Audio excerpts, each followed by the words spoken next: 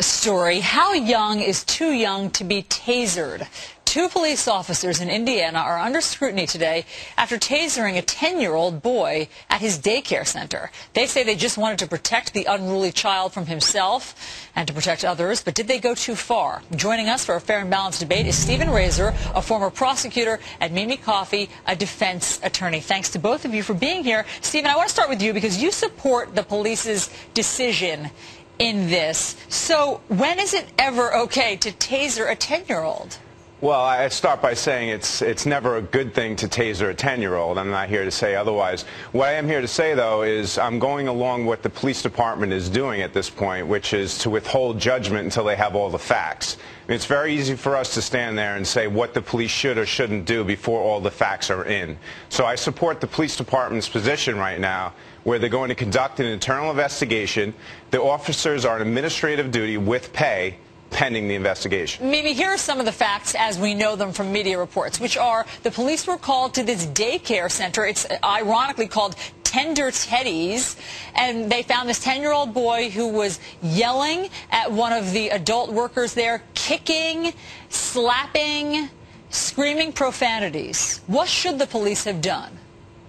Okay, well, if we look at the facts and we apply the reasonableness of the totality of the circumstances standard that the Supreme Court has already outlined in Graham v. Connor, number one, we look at the severity of the crime. You're right, Allison, kicking, screaming, yelling. Are we talking about the commission of a felony here by the 10-year-old? No. Number two, the danger that was posed to the officers. This child was 94 pounds. Matthew Mount, the spokesperson of the Martinsville Police Department, said that the officers were considerably bigger, so no danger. And number three, the risk of flight. Well, even if this 10-year-old managed to escape and run off, they always know where to find him. So was it reasonable in this circumstance? Absolutely not. Yeah. Stephen, your response. Well, that's fine to say, again, without having all the facts, number one. And number two, that analysis is great. However, you're leaving some facts out. What you have to consider is, will the taser be the least, will it be effective, or will restraining the child possibly lead to more harm to that child? That's something else that the police have to take into consideration.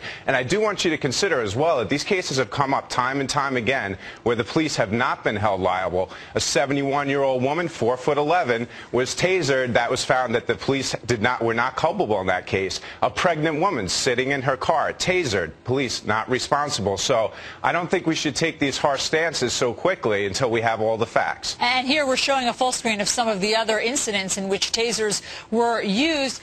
Mimi, what do you think? I mean, to Stephen's point, what do you think they should have done? Had they overpowered the 10-year-old boy, maybe they would have knocked him down, broken some bones, or bruised him. Is that the right answer?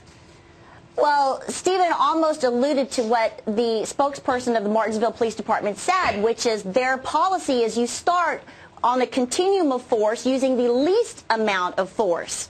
And so slapping a child, tasering the child, is this the least amount of force necessary? No. And it would appear to me that the police department's not even really standing behind with what they're saying, these two police officers. The bottom line, Allison, is if you cannot handle a 10-year-old, you have no business being a police officer. Can I jump in here real quick? Go ahead, quickly. Okay. I just want to say, too, that this has happened before with this child. So there's another piece yet missing here, which we don't know what their experience was in the past with this child. They had an experience where he was called. The police were called because they could not control him.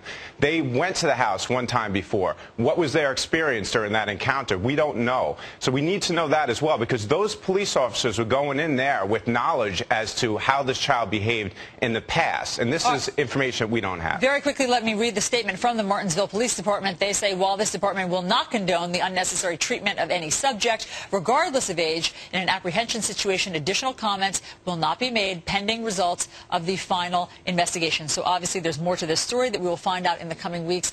Mimi Coffey, Stephen Razor, thanks so much for coming on to debate it. Thank you for having me.